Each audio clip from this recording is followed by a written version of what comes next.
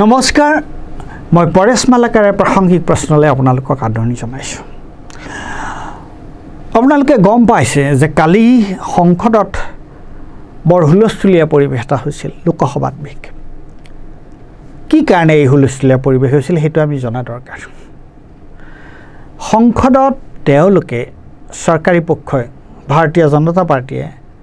এখন বিল আনাৰ কথা তেওঁলোকে কৈছে আৰু বিলখন কি এই বিলখন হৈছে এখন এলামুলা বিল নহয় এখন এটা সাধাৰণ বিল নহয় এখন হৈছে সংবিধান সংশোধন কৰা বিল আৰু এই বিলখনৰ উদ্দেশ্যটো কি আমি প্ৰথমতে অকমান এইটো জানি লওঁচোন বিলখনৰ উদ্দেশ্যটো ইংৰাজীত কথাখিনি আছে মই অসমীয়ালৈ অনুবাদ কৰিম বিলখনৰ তাত তেওঁলোকে কৈছে যে 138th Constitutional Amendment Bill introduces a new provision to the Constitution for automatic removal of elected representatives, including the Prime Minister, Chief Minister and other ministers, if they remain in judicial custody for more than 30 consecutive days on charges of carrying imprisonment of 5 years or more. অৰ্থাৎ তেওঁলোকে কি কৰিছে যে নিৰ্বাচিত প্ৰতিনিধি অৰ্থাৎ লোকসভা বা ৰাজ্যসভা নাইবা বিধানসভা সমূহলৈ নিৰ্বাচিত প্ৰতিনিধি এজনৰ বিৰুদ্ধে যদি কিবা এটা অভিযোগ আহে অপৰাধৰ কিবা অপৰাধৰ অভিযোগ আহে আৰু যিটো অপৰাধৰ কাৰণে তেওঁলোক যদি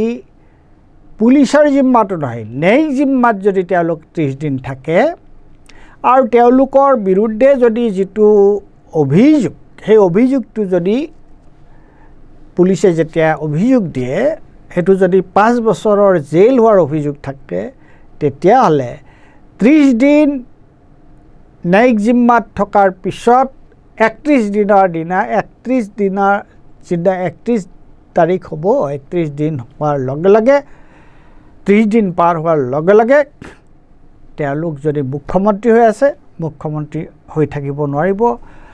তেওঁলোক যদি মিনিষ্টাৰ হৈ আছে মিনিষ্টাৰ হৈ থাকিব নোৱাৰিব প্ৰাইম মিনিষ্টাৰ হৈ থাকিব নোৱাৰিব এতিয়া এইটো হৈছে বিল বিজেপিয়ে কৈছে কি কয় বিজেপিয়ে কৈছে যে হয় মানে প্ৰশাসনত থকা মানুহবিলাক নিকা ভাৱমূৰ্তি হ'ব লাগে তেওঁলোকৰ বিৰুদ্ধে কোনো অপৰাধমূলক গোচৰ থাকিব নালাগে দেখাত বৰ ভাল কথা কিন্তু তাৰ ৰহস্য বেলেগ আছে প্ৰথম কথা আমি আহোঁ যে বিজেপি বৰ্তমানৰ বিজেপিৰ ভাৰতীয় জনতা পাৰ্টি আৰু তেওঁলোকৰ মিত্ৰজোঁটৰ লোকসভা আৰু ৰাজ্যসভাত যিমানখন আসন আছে সেই আসনৰ ভিত্তিত সেই আসনৰ বলত তেওঁলোকে এনেকুৱা ধৰণৰ বিল এখন আনিব পাৰেনে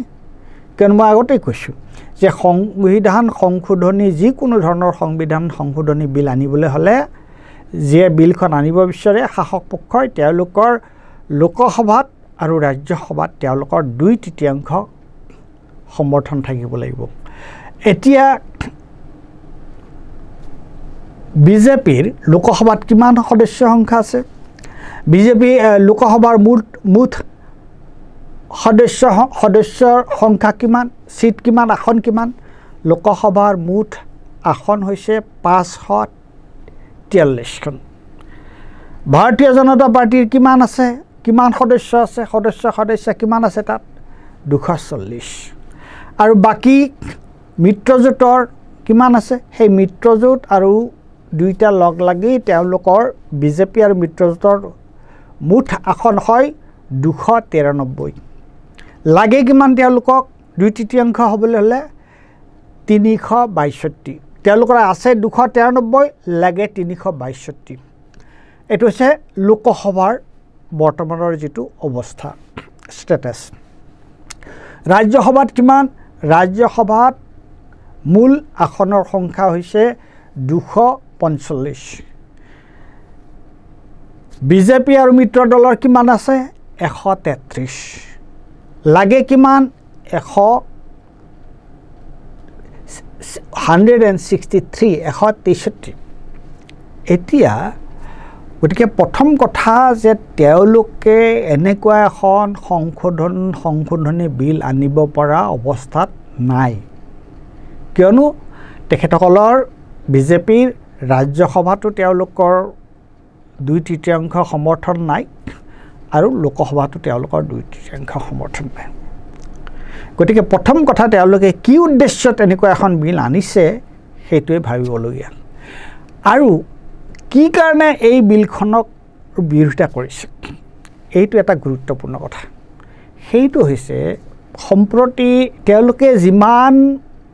ভাল ভাল কথা নকওক কিয় আমি দেখিছোঁ ভাৰতীয় জনতা পাৰ্টিয়ে কি কৰে তেওঁলোকৰ কথা হৈছে যে নিৰ্বাচনত যদি এটা দলক জনসাধাৰণে যদি ভোটো দিয়ে তেওঁলোকে বিভিন্ন কূট কৌশল কৰি তেওঁলোকক আসনৰ পৰা বাহিৰত তেওঁলোকে ক্ষমতাৰ পৰা বাহিৰত ৰাখিব বিচাৰে তেওঁলোকৰ যদি বিৰোধী হয় আৰু তেওঁলোকৰ বিৰোধীয়ে নহয় এইটো তেওঁলোকৰ যিটো কোঠাৰী আছে অৰ্থাৎ মহামাত্ৰ এইটো বৰ সুন্দৰকৈ কৈছে যে এইটো কেৱল বিৰোধী পক্ষ বুলিয়ে নহ'ব চৰকাৰী পক্ষৰো যদি প্ৰধানমন্ত্ৰী মোদী আৰু গৃহমন্ত্ৰী অমিত শ্বাহৰ যদি সমৰ্থক নহয় তেতিয়াহ'লে চৰকাৰী পক্ষও এই সমস্যাৰ সন্মুখীন হ'ব পাৰে আমি দেখা পালোঁ কি দেখা পালোঁ আমি দেখা পালোঁ ভাৰতৰ উপৰাষ্ট্ৰপতিৰ কি অৱস্থা হ'ল সৌখিনলৈকে তেওঁ চৰকাৰৰ সমৰ্থনত আছিল আৰু যেই তেওঁ অলপ বেলেগ ধৰণৰ কথা ক'বলৈ আৰম্ভ কৰিলে তেওঁক ৰাতি কেইঘণ্টামানৰ পিছত তেওঁলোকে ক্ষমতাৰ পৰা আঁতৰাই দিলে তেওঁ পদত্যাগ কৰিবলৈ বাধ্য কৰিলে আৰু এতিয়া মানুহজনৰ আটা পাতাই নাই তেওঁ ক'ত গৈছে কি হৈছে আমি গমেই নাপাওঁ গতিকে এওঁলোকৰ কথাটো হৈছে যে আজি আৰু উদাহৰণ মই আপোনালোকক কেইটামান দিছোঁ মহাৰাষ্ট্ৰত চৰকাৰ কেনেকৈ পতন কৰিলে মহাৰাষ্ট্ৰত শিৱসেনা NCP আৰু কংগ্ৰেছৰ চৰকাৰ চলি আছিল উদ্ধৱ ঠাকৰে মুখ্যমন্ত্ৰী আছিল সেই চৰকাৰ কেনেকৈ তেওঁলোকে পতন কৰিলে যে তেওঁলোকে শিৱসেনাৰ পৰা বিৰোধী এই শিৱসেনাৰ বিৰোধীটোক লৈ আহিলে তেওঁৰ নামটো কি আছিল এই মুহূৰ্তত মোৰ মনলৈ অহা নাই তেওঁক আনি সিন্ধে তেওঁক আনি চৰকাৰ পতন কৰিলে আৰু তেতিয়া কি কৈছিলে মহাৰাষ্ট্ৰত মোদীয়ে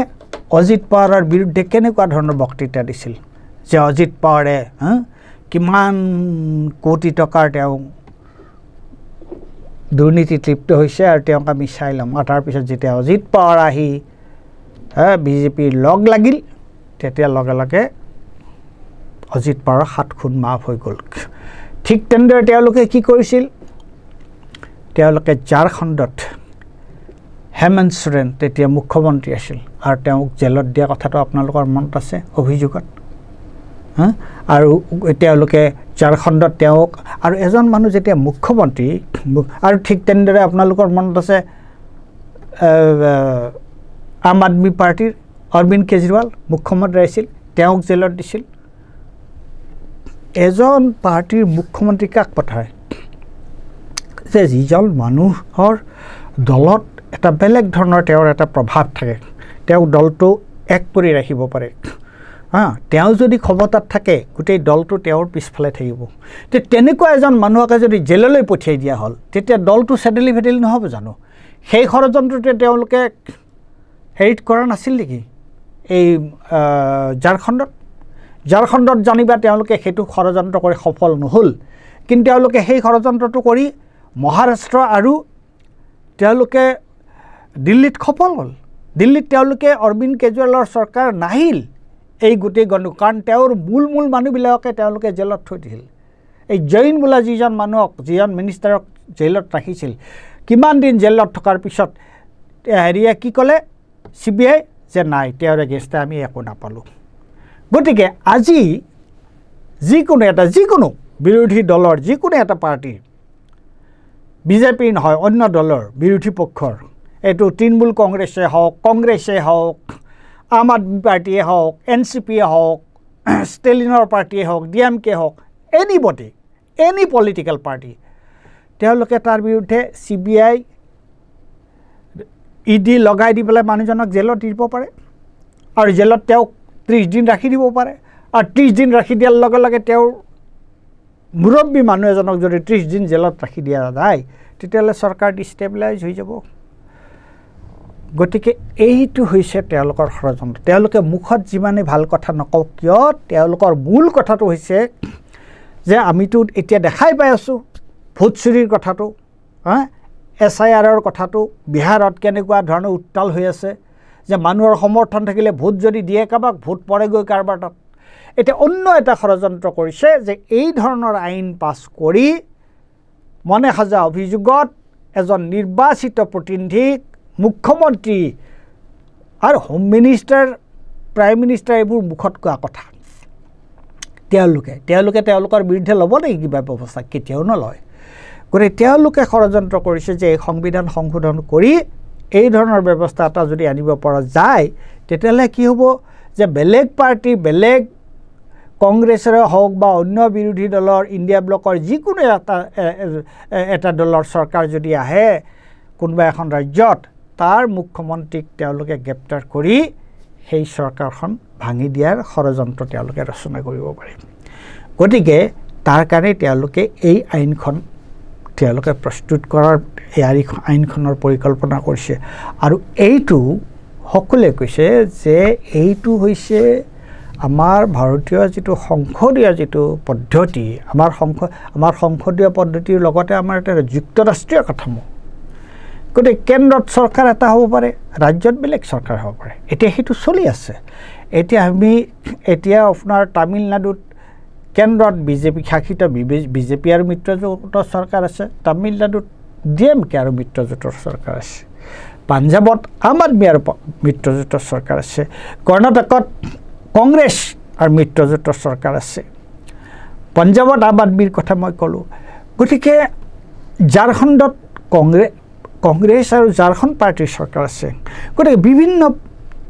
ৰাজ্যত পশ্চিমবংগত তৃণমূল কংগ্ৰেছৰ চৰকাৰ আছে হিমাচল প্ৰদেশত কংগ্ৰেছৰ চৰকাৰ আছে এতিয়া তেওঁলোকে এনেকুৱা এটা বুদ্ধি কৰিব ওলাইছে বুদ্ধি ভাঙিছে যে য'ত তেওঁলোকে যদি চিফ মিনিষ্টাৰজনক এজন গুৰুত্বপূৰ্ণ মিনিষ্টাৰক যদি তেওঁলোকে গ্ৰেপ্তাৰ কৰি দিব পাৰে এনেকুৱা মনে সজা অভিযোগত তেতিয়াহ'লে তেওঁলোকে চৰকাৰখন ডিষ্টেবিলাইজ কৰা পাৰ্টিটোক ডিষ্টেবিলাইজ পাৰ্টিটোৰ মাজত এটা বিশৃংখলা আনি দিয়াত তেওঁলোক সফল হ'ব আৰু পাৰ্টিৰ মাজত যদি সাংগঠনিকভাৱে এটা বিশৃংখলা আনি দিব পাৰে তেতিয়াহ'লে তেওঁলোকৰ মন্ত্ৰী MLA কিনা বেচা কৰাটো সহজ হ'ব চৰকাৰক তেওঁলোকে চৰকাৰখন বানচাল কৰি দিয়াত চৰকাৰখনৰ পতন সুনিশ্চিত কৰাত তেওঁলোকৰ কাৰণে সুবিধা হ'ব গতিকে কোনো এই ধৰণৰ এইটো এটা ভ্ৰান্ত ধাৰণা কোনো ন্যায়নিষ্ঠ সততা সাধুতাৰ কাৰণে তেওঁলোকে এই বিল অনা নাই বিল আনিব বিচৰা নাই প্ৰথম কথা তেওঁলোকৰ এই বিল অনাৰ তেওঁলোকৰ যিটো লোকসভা আৰু ৰাজ্যসভাত তেওঁলোকৰ যিমানখিনি সদস্য থাকিব লাগে সামৰ্থ্যই নাই কিয়নো